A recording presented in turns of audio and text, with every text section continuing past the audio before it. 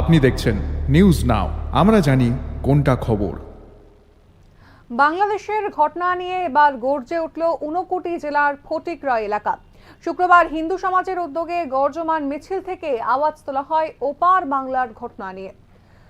ধর্মকে রক্ষা করতে হবে, তাই বৃষ্টিস্নাত হয়ে হাজারো হিন্দু ধর্মাবলম্বীরা নামলেন রাস্তায়। আওয়াজ তোলেন বিভেদ ভুলে ঐক্য চাই, হিন্দু হিন্দু ভাই ভাই এই স্লোগানে।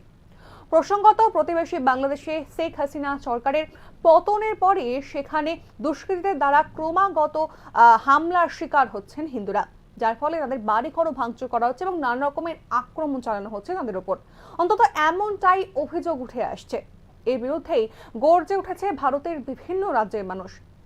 ফটিকরায় বাজারে এই ঘটনায় ধিক্কার জানিয়ে বিক্ষোভ মিছিল এবং সভা করা হয় স্থানীয় হিন্দু সমাজের পক্ষ থেকে। প্রাকৃতিক দুর্যোগকে উপেক্ষা করে ফটিকরায় স্কুল মাঠ থেকে বের করা হয় এই মিছিল। এই মিছিলে যোগ দেন শত শত সনাতনীরা।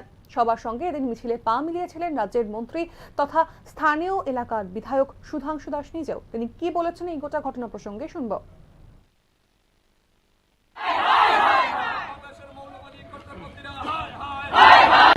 বিচার ব্যবস্থা কিংবা অন্য কেউ বাঁচায়, তাহলে পশ্চিমবঙ্গের ৯,০০০-এরও বেশি গ্রাম আজ হিন্দু মুক্ত কেন হলো?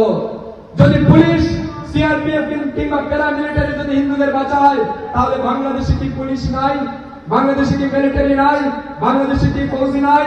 তাহলে বাংলাদেশে হিন্দুদের ডাইরেক্ট কেন দিনে দুপুরে রাস্তার মধ্যে মেরে ফেলা হচ্ছে?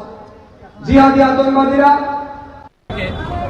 বাংলাদেশের চলমান হিন্দু মন্দির ভাঙচুর, হিন্দু মেয়েদের গণধর্ষণ শেষে হত্যা, হিন্দুদের সম্পত্তি লুটপাট, হিন্দুদের বাড়িঘর আগুন দিয়ে জ্বালিয়ে দিয়ে ভিটে মাটি ছাড়া করা, হিন্দুদেরকে বাংলাদেশ ত্যাগ করে জবরদস্তি তাদেরকে বাংলাদেশ ছাড়তে বাধ্য করা এবং হিন্দু পুরোহিতদের, হিন্দু পুলিশদের অর্থাৎ হিন্দু দেখে তাদেরকে পরিকল্পিতভাবে হত্যা লীলা যেটা চলছে, এই বর্বরোচিত আক্রমণের প্রতিবাদে আজ ফটিকরা এলাকায় আমরা সমস্ত হিন্দু সমাজের মানুষরা মিলে এখানে প্রতিবাদ জানিয়েছি।